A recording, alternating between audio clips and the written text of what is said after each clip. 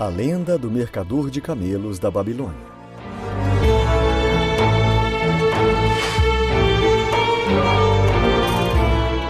Quanto mais faminto se torna, mais clara a mente funciona e também se torna mais sensível aos odores da comida.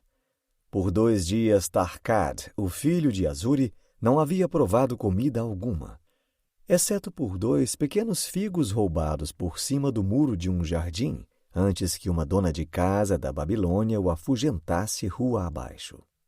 Os gritos da mulher ainda ecoavam em seus ouvidos e impediram que seus dedos inquietos agarrassem frutas tentadoras das cestas das mulheres no mercado, entre as quais passeava. Ele andou de um lado para o outro na frente do restaurante, esperando encontrar alguém que conhecia, alguém de que ele poderia emprestar uma moeda de cobre que o faria ganhar um sorriso amigável e prestar uma ajuda eventual ao gordo proprietário. Sem o cobre, ele sabia quão mal recebido ele poderia ser. Com este pensamento em sua mente, ele inesperadamente encontrou-se face a face com a figura alta e ossuda de Dabasir, o mercador de camelos. Ah, eis aqui Tarkad, a quem eu estava procurando para que ele me pagasse as 2 peças de cobre que eu lhe emprestei 1 lua atrás, e a peça de prata que eu lhe emprestei antes disso. Seremos bem atendidos. Posso fazer bom uso da moeda hoje mesmo. O que você me diz, garoto? O que diz? Tarkad gaguejou e seu rosto enrubesceu. Ele não tinha o menor desejo de encontrar o falante Dabasir. Eu sinto muito, mas hoje não tenho nem o cobre nem a prata para lhe pagar.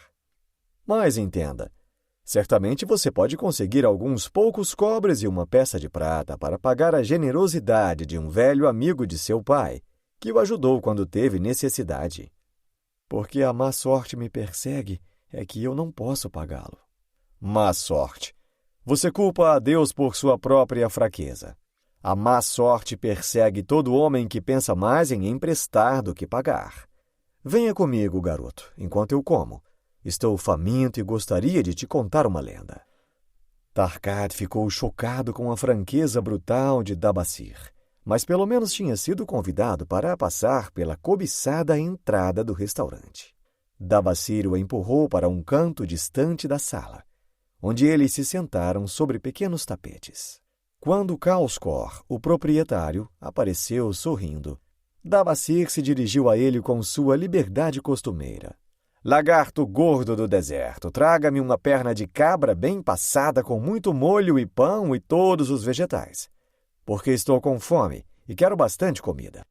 Não se esqueça de meu amigo aqui. Traga para ele um jarro de água, que seja gelada porque o dia está quente. O coração de Tarkad se entristeceu. Então ele deveria ficar sentado ali tomando água, enquanto observava aquele homem devorar uma perna de cabra inteira. Mas não disse nada. Não conseguia pensar em nada que pudesse dizer. Dabasir, no entanto, não reconhecia coisas como o silêncio. Sorrindo e abanando a mão com naturalidade para outros clientes, pois todos eles o conheciam, continuou. Ouvi de um viajante que acabava de chegar de Urfa de um certo homem rico que tinha um pedaço de pedra tão fino que podia se enxergar através dela. Ele o colocou na janela de sua casa para se proteger da chuva. É amarelo, conforme o relato desse viajante. Ele podia olhar através desse vidro e todo o mundo exterior parecia estranho e não como é na realidade. O que você diz diante disso, Tarkad? Você pensa que todo o mundo pode olhar para um homem com uma cor diferente da qual ele é? Eu ouso dizer que sim. Respondeu o jovem, muito mais interessado na perna de cabra suculenta à frente de Dabasir. Bem, eu acredito, porque eu mesmo tenho visto o mundo de uma cor diferente da qual ele realmente é. E a lenda que vou contar relata como eu passei a vê-lo em sua cor correta uma vez mais. Dabasir vai contar uma lenda. Cochichou um vizinho de mesa a seu vizinho e trouxe seu tapete mais perto. Outros comensais trouxeram sua comida e formaram um semicírculo. Eles mastigavam ruidosamente nos ouvidos de Tarkad e empurravam para ele os seus ossos carnudos. Somente ele estava sem comida. Dabasir não se ofereceu para dividir com ele o prato, nem mesmo lhe deu um pedaço de pão duro que havia se partido e caído do prato ao chão. A história que vou lhes contar começou Dabasir parando para morder um bom pedaço da perna de cabra. Refere-se à minha vida de antes e como cheguei a ser um mercador de camelos. Alguém sabia que eu já fui um escravo na Síria? Um murmúrio de surpresa percorreu a audiência, o qual Dabasir ouviu com satisfação. Quando eu era um jovem, continuou Dabasir depois de outro ataque violento à perna de cabra, aprendi o negócio de meu pai, a fabricação de celas. Trabalhei com ele em sua loja e me casei. Sendo jovem e sem grandes habilidades, eu podia ganhar muito pouco, suficiente apenas para sustentar a mim e a minha excelente esposa modestamente. Eu desejava muitas coisas, as quais não podia me permitir.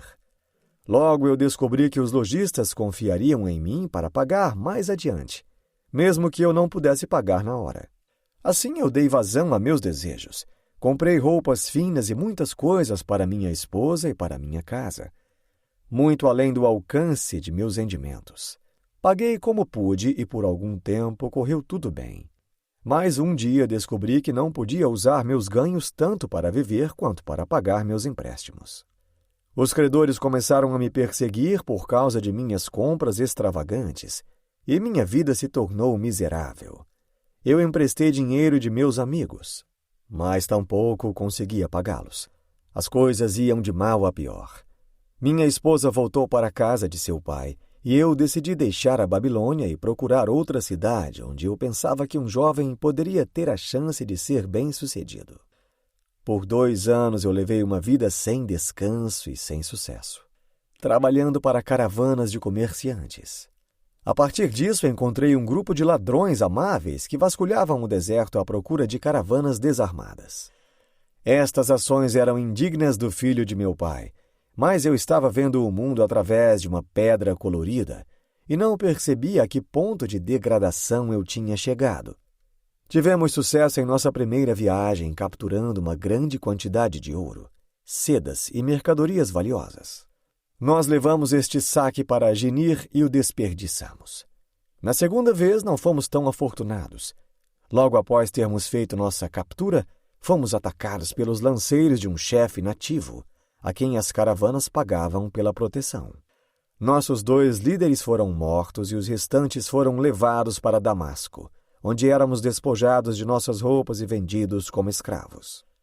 Eu fui comprado por 2 peças de prata pelo chefe do deserto da Síria, com o cabelo tosado e nada mais que uma tanga para vestir. Eu não era muito diferente dos outros escravos.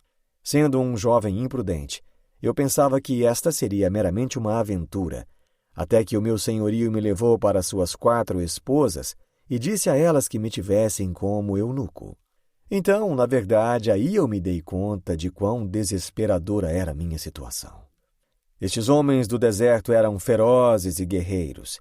Eu estava sujeito à sua vontade, sem armas ou meio de escapar. Fiquei com muito medo quando aquelas 4 mulheres me olharam.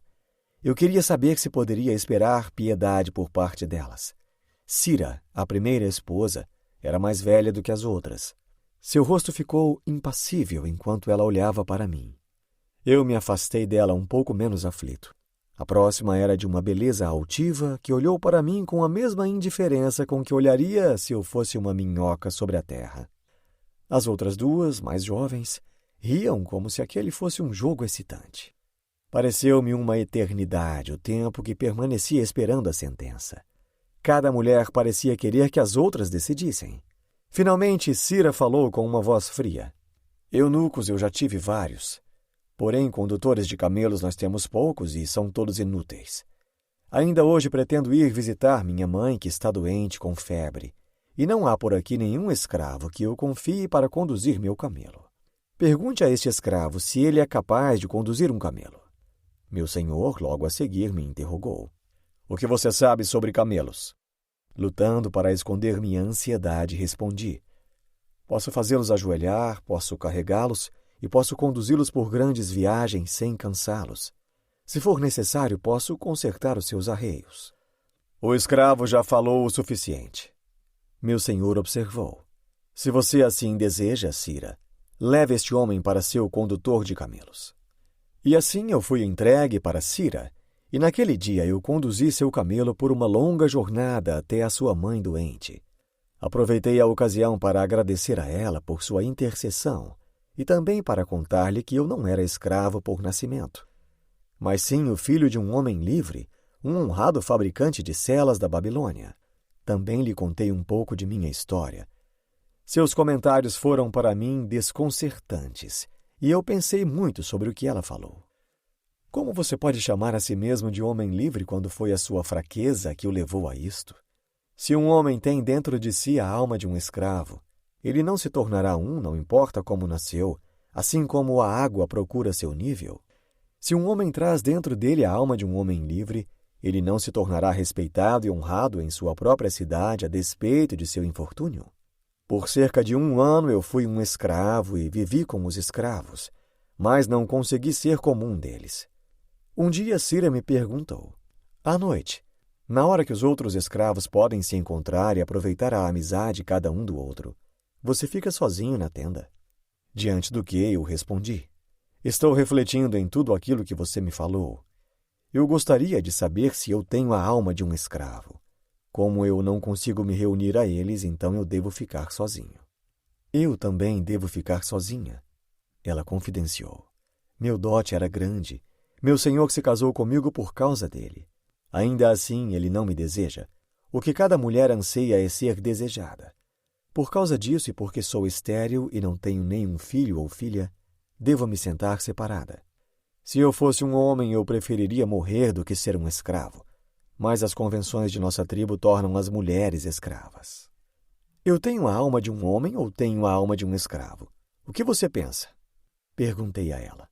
Você tem vontade de pagar as dívidas justas que você possui na Babilônia? Sim, tenho esse desejo, mas não vejo como.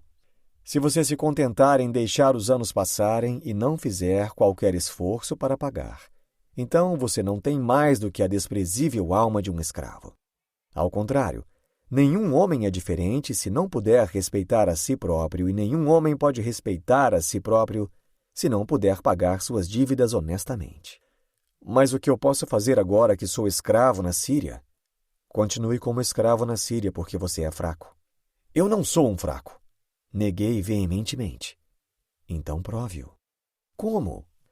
Seu grande rei não luta contra seus inimigos de todos os modos que ele pode e com qualquer força que ele tenha. Suas dívidas são seus inimigos que fizeram você correr da Babilônia. Você as deixou e elas cresceram. Ficaram muito grandes para você. Se você tivesse lutado com elas como um homem, você poderia tê-las vencido e se tornado alguém respeitado entre seus conterrâneos. Mas você não teve o ânimo para lutar com elas e decaiu até se tornar um escravo na Síria. Pensei muito sobre as acusações cruéis dela e imaginei muitas frases defensivas para provar a mim mesmo que eu não tinha o coração de escravo, mas não tive chance de usá-las. 3 dias mais tarde, a criada de Cira me levou até sua patroa. Minha mãe está muito doente de novo, ela disse. Sele os 2 melhores camelos da manada de meu marido. Encha os reservatórios de água e alforjes. A criada lhe dará comida na tenda da cozinha. Eu prepararei os camelos, pensando muito na quantidade de provisões que a criada havia providenciado, porque a casa da mãe ficava a menos que 1 dia de jornada. A criada montou no camelo da retaguarda, e eu conduzia o camelo de minha patroa. Quando alcançamos a casa de sua mãe, já estava escuro. Cira dispensou a criada e me disse: você tem a alma de um homem livre ou de escravo? A alma de um homem livre, respondi. Agora é sua chance de prová-lo. Seu senhor está profundamente embriagado e seus chefes estão em estado de torpor. Pegue então estes camelos e fuja com eles.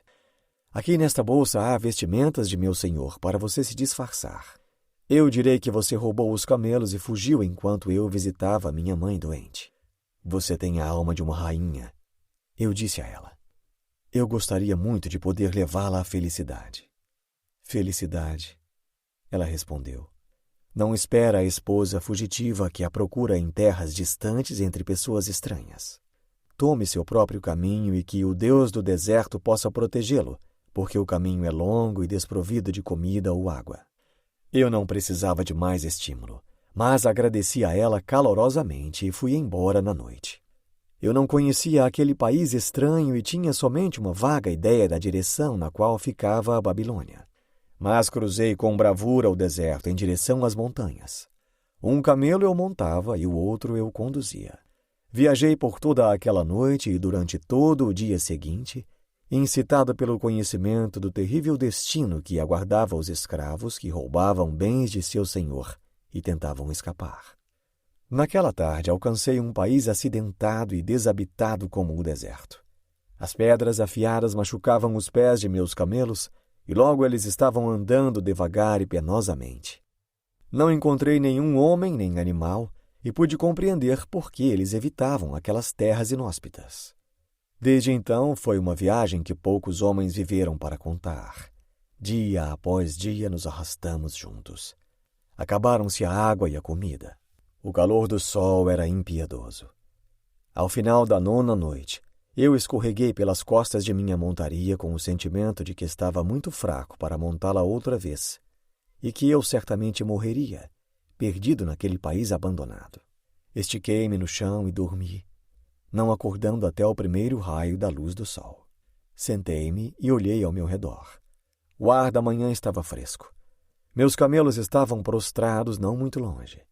À minha frente estava um vasto campo coberto de pedras, areia e plantas espinhosas. Nenhum sinal de água, nada que um homem ou camelo pudesse comer. Será que encontrei meu fim neste lugar sossegado? Minha mente estava mais clara do que jamais havia sido. Meu corpo agora parecia ter menos importância. Meus lábios estavam ressecados e sangrando. Minha língua seca e inchada. Meu estômago vazio. Tudo tinha perdido a suprema importância do dia anterior. Olhei para a paisagem nada convidativa e, uma vez mais, me veio a questão. Eu tenho a alma de escravo ou tenho a alma de um homem livre? Então, com clareza, eu descobri que se eu tivesse a alma de um escravo, eu já teria desistido. Teria me deitado no deserto e esperado a morte, um final apropriado para um escravo fugitivo. Mas se eu tivesse a alma de um homem livre, o que então faria? Com certeza forçaria meu caminho de volta para a Babilônia, pagaria as pessoas que confiaram em mim, traria felicidade para minha esposa que cuidava de mim e paz e alegria a meus pais. Suas dívidas são os seus inimigos que fizeram você correr da Babilônia, Cira tinha dito. Sim, era verdade. Porque eu tinha me recusado a manter a minha posição como um homem. Porque eu tinha permitido que minha esposa voltasse para a casa de seus pais. Porque eu tinha sido fraco como um escravo se eu não tinha a alma de um. Então aconteceu uma coisa estranha. O mundo inteiro parecia de uma cor diferente, como se eu estivesse olhando para ele através de uma pedra colorida, a qual eu tinha subitamente removido. Finalmente eu vi os verdadeiros valores da vida. Morrer no deserto. Não eu. Com esta nova visão, vi as coisas que eu deveria fazer. Primeiro, eu voltaria para a Babilônia e enfrentaria cada homem a quem eu devia uma dívida não paga. Eu lhes diria que, após anos de peregrinação e infortúnio, eu tinha voltado para pagar minhas dívidas tão rápido quanto Deus me permitisse. Em seguida, faria uma casa para minha esposa e me tornaria um cidadão do qual meus pais teriam orgulho. Minhas dívidas eram meus inimigos, mas os homens a quem eu devia eram meus amigos, porque tinham confiado e acreditado em mim. Eu cambaleei de fraqueza quando me levantei. O que importava a fome? O que importava a sede? Elas eram não mais que incidentes no caminho para a Babilônia. De dentro de mim surgiu a alma de um homem livre retornando para conquistar seus inimigos e recompensar seus amigos. Fiquei emocionado com esta grande resolução. Os olhos embaçados de meus camelos brilharam com um novo tom de minha voz rouca. Com grande esforço, depois de várias tentativas, eles conseguiram se colocar em pé, com uma perseverança que me inspirava piedade. Eles se arrastaram em direção ao norte, onde alguma coisa dentro de mim dizia que iríamos encontrar a Babilônia. Encontramos água. Passamos por um país mais fértil onde havia grama e frutas. Encontramos a trilha para a Babilônia porque a alma de um homem livre olhou para a vida como uma série de problemas para serem resolvidos e resolvê-los. Enquanto a alma de um escravo se lamentaria, o que eu posso fazer se eu sou nada mais do que um escravo? E quanto a ti, Tarkad? Seu estômago vazio fez a sua cabeça ficar mais clara? Você está pronto para tomar a estrada que leva à Babilônia? Os olhos do jovem ficaram úmidos. Ele se colocou rapidamente de joelhos. Você me mostrou uma visão. Já sinto que a alma de um homem livre surge dentro de mim. Novamente, Dabasir voltou-se para sua comida. Caos cor sua lesma! Ele chamou bem alto para ser ouvido na cozinha. A comida está fria. Traga-me mais carne fresca de seu forno. Traga também uma porção para Tarkad, o filho de meu velho amigo, que está com fome e irá cear comigo. Assim terminou a lenda de Dabasir, o mercador de camelos da antiga Babilônia. Ele encontrou sua própria alma quando descobriu a grande verdade. Uma verdade que vem sendo conhecida e usada por homens sábios desde muito tempo atrás. Ela tem levado homens de todas as idades das dificuldades ao sucesso e continuará a fazê-lo para aqueles que têm a sabedoria de entender seu poder. Vale para o uso de todos os homens que lerem estas linhas. Onde houver determinação, o caminho pode ser encontrado.